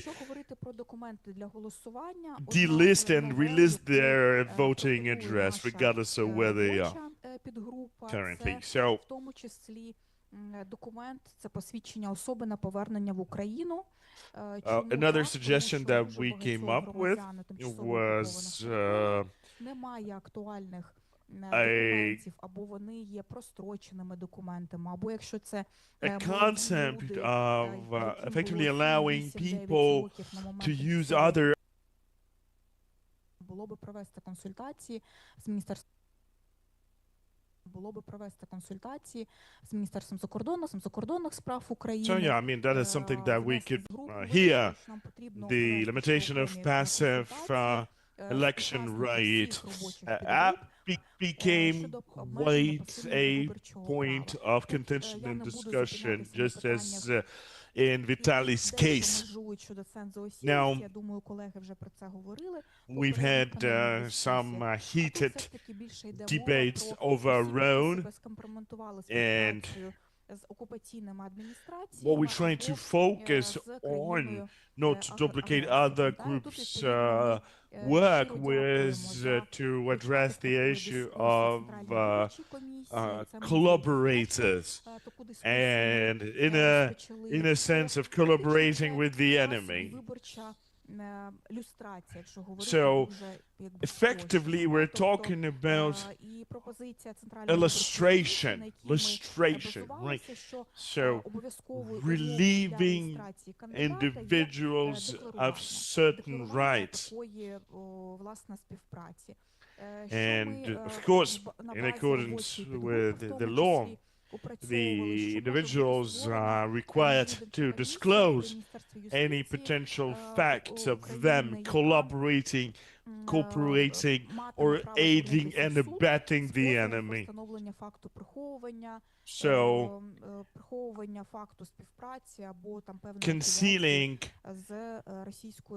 facts pertaining to one's collaboration with the Russian Federation's agent immediately disqualifies a person from the ability to get elected. Now, what do we mean by aiding and abetting or collaborating with the enemy? There's a list of different criteria that we try to work out through discussion within our working group. So, for example, you may have somebody doing business in Russia, right? Without aiding or abetting the enemy, without collaborating.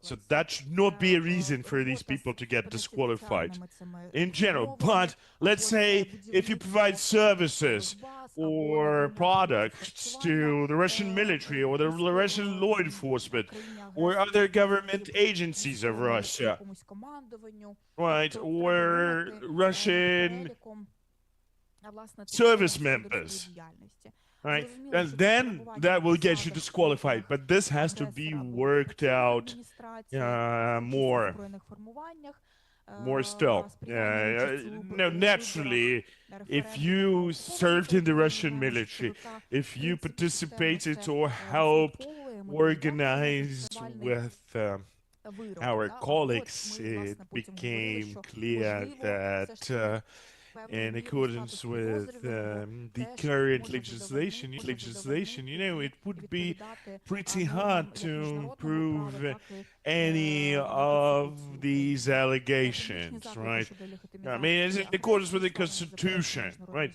So, that's something to consider. Perhaps having an indictment or a charge should suffice as opposed to court verdict, for example, as the final decision of whether the person collaborated or not.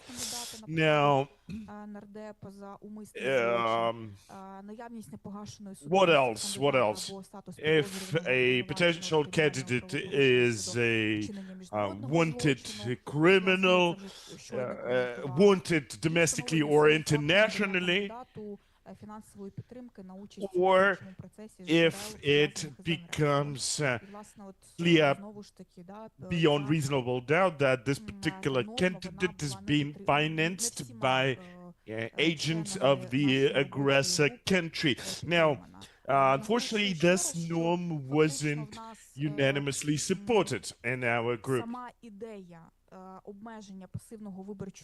You see, the very idea of limiting passive election right, I think it garnered some good support from the members of the group, but we couldn't find the agreement on the particulars, on the details. So we'll have to keep grinding. We'll have to keep working on that. Now, before I finish, I would like to thank і спеціалізується на виборчому законодавстві. Пані Аліна, рада вас бачити. Прошу вивести презентацію. Happy to see you, Alina. Let's make sure we have her slides up on the screen. That's our last presentation for today. And after she's done, we'll proceed with the Q&A. Right. Thank you, colleagues. Great pleasure and a privilege to see so many representatives of diplomatic corps on this call and in this room. I mean, we've been working very closely with all of you and meeting frequently with all of you, and I think it's always a good idea idea for diplomats to get first-hand information. Right. Okay. So let me do a very short and brief presentation. I want to keep it simple and interesting. You know, you see, it's hard to stay motivated when you just keep hammering on that same topic over and over again. So we talk about safety and security. And I will be presenting, on this topic. This working group is different from other working groups because before those other working groups, they were working on the text provided by the CEC. Now, our situation is different because it's a different bill. It's a different bill, and it was never a part of the proposals provided by the CEC. And in this bill, we also have seen some professional touch from the CEC because a lot of NGOs kind of were engaged for this, and this draft law was also discussed by other experts, and it's been quite a long time ago. You know, it has quite a history, this document, which started back in 2020 when local elections took place. And that was when we had 18 communities where elections were not organized, were never held. And because of, security issues. But the mechanism of decision-making about not holding elections in these communities, it always was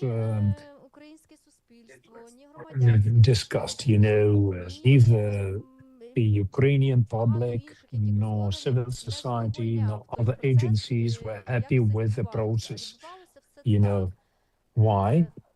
Because as follows, the state, actually the military administrations, were sending a letter to the CEC, and they were describing in the letter a certain situation, and they said, well, we believe that elections in this community cannot be held, it's not possible. The CEC, as a lawful institution without proper mechanisms for, implementing things, they would just make a decision to not hold elections in certain territories. So is this a good mechanism? Back in 2020, we asked the same question and we realized that was a bad decision because, we talk about manipulations of some sort, and we understood quite clearly that this approach was not good. It was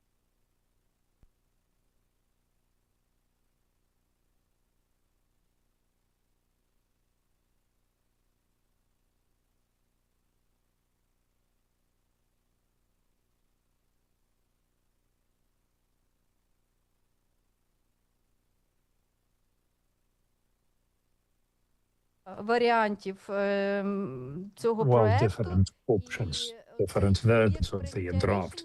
So this decision-making entity changed on several occasions. Why they changed? Because we had quite active consultation process. We had a very proactive discussion.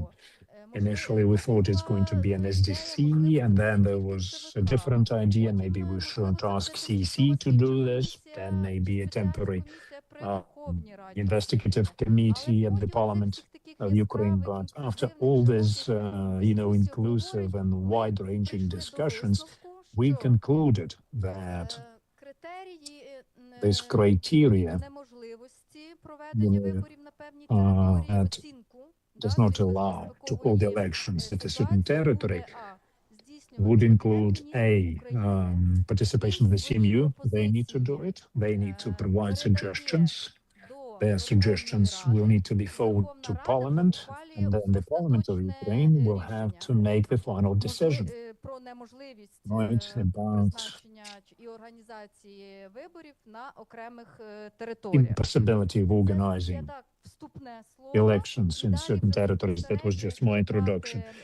And then when we look at the actual bill, colleagues, could you please show us the presentation?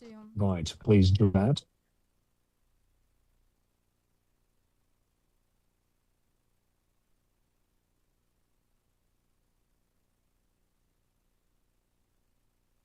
Так. Значить,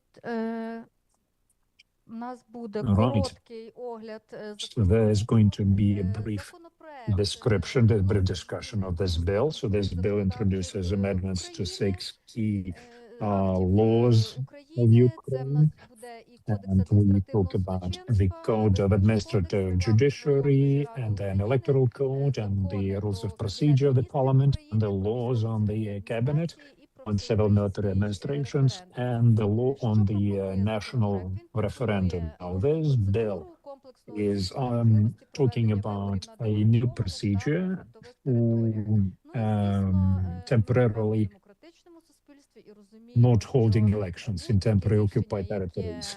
And we are in a democratic country now, right? So we need to also remember that any kind of decision made by the entity vested with certain powers that be appealed in due course. And we are introducing a mechanism about appealing such decisions.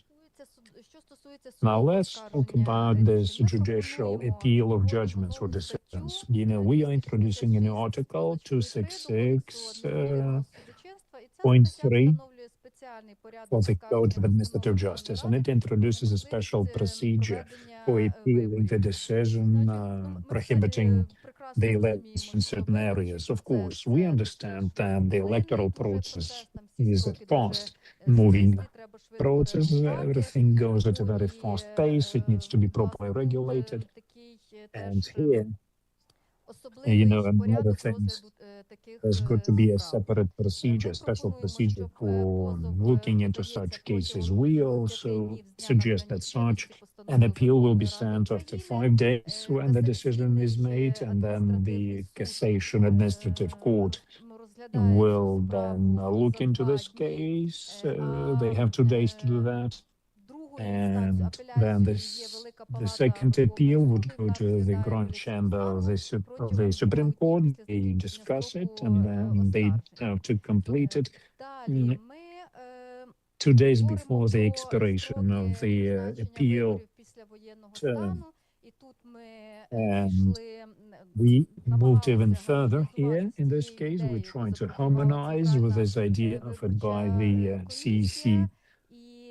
And in the same way, we say that we suggest to use 6 months to appoint elections after the end of the martial law. All right, so we now found the right slide. Yes, it's Friday evening and equipment is refusing to cooperate. Right, that it's the cabinet today that has all the leverage, you know, they have all the tools at hand, which in fact are needed to support the safety and security during elections. And CMU is also organizing evaluation process. So imagine this, we have 6 months after the end of the martial law. The CMU, according to this process, have 5 months for review, for assessment, post-war, when the martial law is lifted. There are cases when this could be done upon request from the CEC. So they provide this comprehensive assessment, and then they make their recommendations for each and every polling station, and these recommendations will be sent to the Parliament of Ukraine. And at the same time, in this bill, we are offering the criteria which will be used for such a security assessment. And the Cabinet of Ministers itself will have to adopt the methodology together with the CEC according to how they see this. Because when we talk about specific criteria, you know, we talk about objective reasons and grounds, but each and every reason has its own dimension and indicators. And the CMU, using their own procedure, will have to decide whether this is a qualitative or quantitative indicator. And they will be using it when evaluating things. All right, so I'm going to continue now.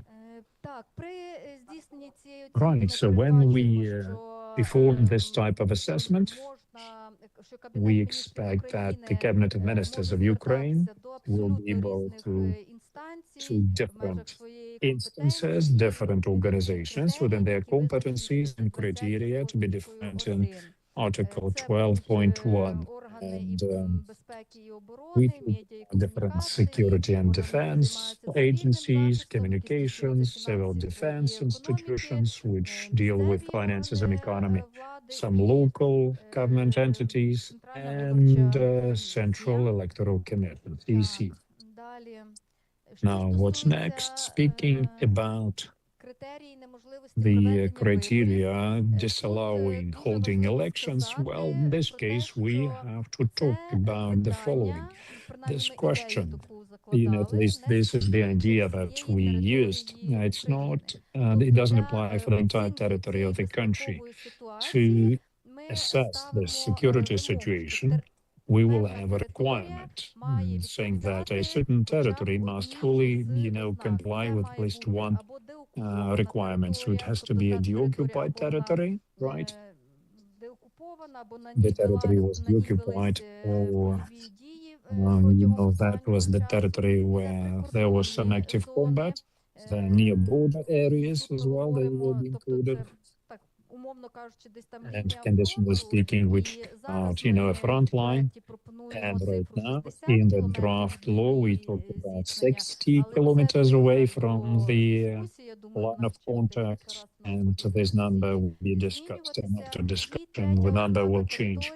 And the third category, the third requirement is restricted access to the territory, because we understand that these territories could be different, be deoccupied, but there could be a mine hazard, of course, and then there will be restricted access to this territory, and that means that we have to ask the question whether things are possible there or not possible, and all that will answer a different question. We are trying to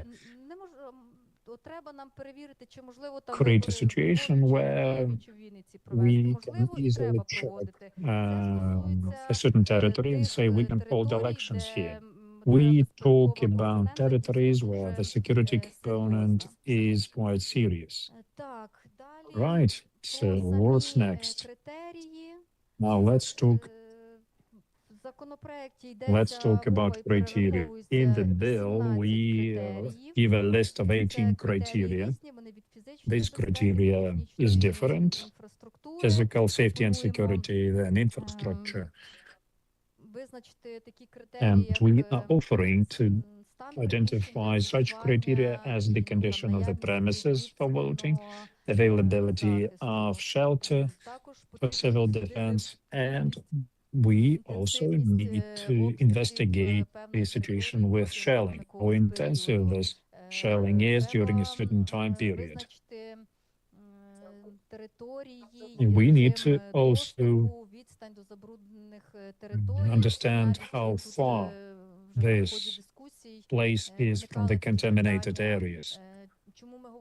There was a discussion. We keep talking about mined territories or territories with mine hazard. We understand that if potentially a certain territory is mined, well, main conditions, of course, you cannot hold elections. And in this draft, there are some infrastructural criteria, technical criteria. We will investigate how different response services operate, and we will talk also about the ability to quickly respond to calls, and the critical infrastructure will be looked at. We will look at the telecom networks to make sure that they operate properly. We will look at the hospitals and clinics.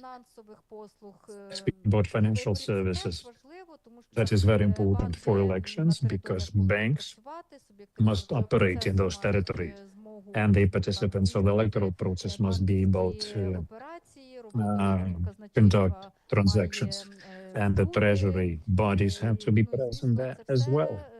So all these things will impact funding of electoral campaigns. Then there is one more important component, important criteria.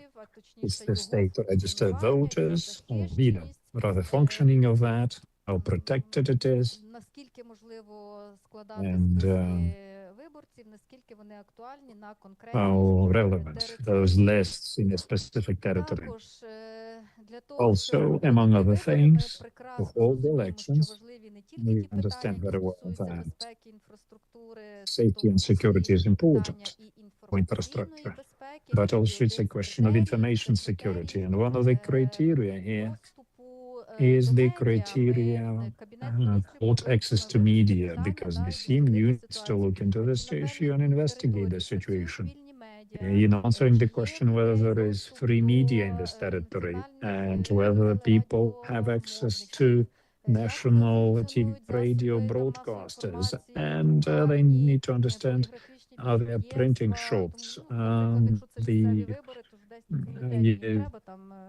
Can people have access to printed media as well, because it's important for elections. So it's also connected to the so-called information space. And that is one of the criteria allowing us to properly assess the safety and security situation. This slide is called international component of evaluation.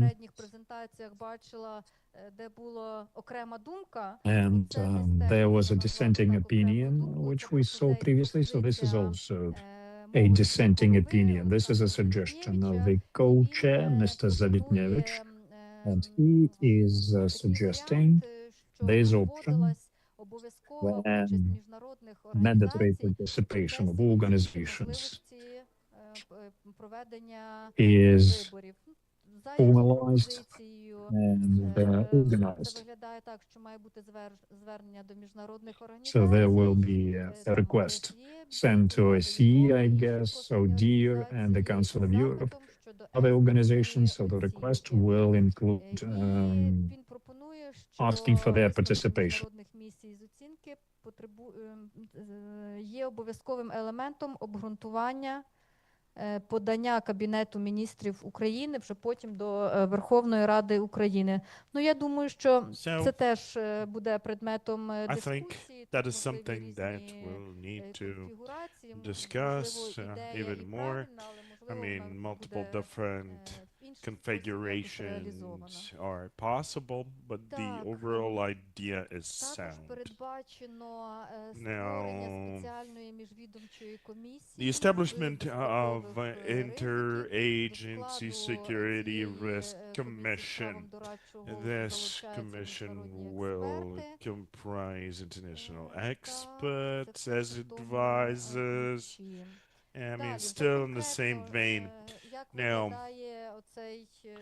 this is what the procedure will look like.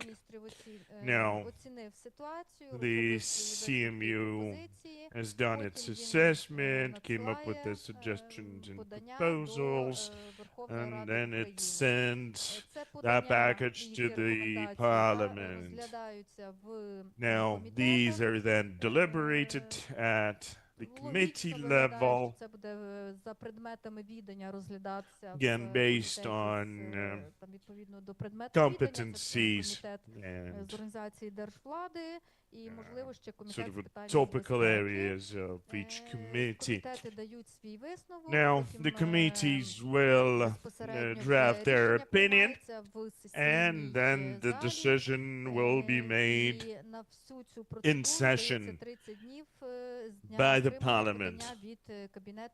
And this whole procedure cannot last more than 30 days from the date of the submission by the Cabinet of Ministers. And we're actually, to achieve this as intended, we will need to make some slight amendments in the general procedural guidelines for the parliament. Now, what are the implications of the decision by the parliament? Obviously, two different outcomes are possible, only two, depending on the size of the problem. And each of these two decisions will have some implications for the election process. So, I mean, we організувати can голосування envisage на a окремих situation дільницях, а where буде ще рішення, коли voting неможливо will be impossible to організувати organize самі вибори, тобто at сам particular процес. stations. І Or the other це, potential outcome is that the потім elections перед, are impossible to вбачається. be Що organized, стосується right? In місцевих виборів, general, там as a whole. іде така So, конфігурація, що якщо okay. неможливо Now, організувати for local голосування elections, для if більше, ніж половини the виборців voting територіальної громади, cannot то тоді be виборчий made процес місцевих to виборів в цій happen громаді for навіть at не least оголошується. 50% of the community members, then such Дуже elections важливим shall питанням not є even be питання охорони declared in the виборчих, first place. документів. Another big issue is the Тут, protection of Це, до electoral речі, documents, ми тут врахували пропозиції and Національної we've поліції incorporated some України, useful proposals from the і National Police of пропонується, Ukraine, що and до охорони приміщень basically буде what таке we're право залучати what we're suggesting is that для того, National щоб Guardsmen безпека will be виборчого deployed процесу as була, скажімо так, в security надійних руках. for the election stations Так.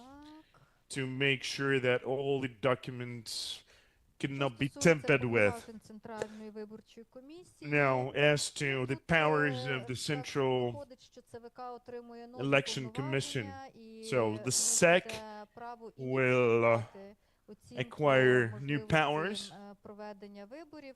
Ну, це скоріше Effectively, всього стосується вже тих випадків, коли the power to initiate the election feasibility assessment study. And again, does not pertain to the first post-war election. It does pertains to, future rounds of elections, going forward down this track. So effectively, this provision here allows the SAC to ask the cabinet of ministers to allow it to conduct this assessment. Ми пропонуємо, що зміни в законі будуть такі, що Now, as to утворюються в разі прийняття Верховної Ради military України civilian рішення administrations, про неможливість проведення виборів до відповідних органів місцевого самоврядування. От коли такі рішення є, тоді військово-цивільна адміністрація. The Ну і, власне, military це civilian administration is incapable of organizing an election within this area, then such powers will be handed down to the local authorities. Okay. Now, final provisions. Ну, тут теж про методологію я говорила. Yeah, I mean, I've covered the methodology already. It says here that legal acts and policy documents need to be brought in alignment between the SEC and other agencies of the state. And this concludes my presentation. I'm ready to take questions. Thank you, Alina. I think it was a pretty interesting presentation, a very unique and interesting component. So, any questions to Alina, dear colleagues? Just apologies. My assistant, Roman, is telling me here that all of these changes that I described, all of these changes will apply to referendums as well. Yes, we are aware of that. Okay. So, colleagues, are there any security-related questions? I mean, let's be honest about it. After the war is over, there will be areas where we will not be able to organize elections as a country. So let's just take this for granted. Now, well, we had a question for the previous group. So somebody asked if a person is IDP and they have no passport, would they still be able to vote? And Tamila, I think, mentioned this, right? Remember, she mentioned other ID documents, the so-called blank passport, or the returnee certificate. Okay, the returnee certificate is valid for 1 month, as it stands right now, and the group suggested that this term is extended to allow people to vote using the returnee certificate or other similar documents. Okay, I see there are no questions. Yeah. So, I mean, we're pretty good on the agenda. I think I did a great job as a moderator. Alina, let me thank you very much indeed for your excellent leadership as a chair of a working group. And yeah, so let's move on to the sidelines and have some informal discussions now. Glory to Ukraine. Thank you.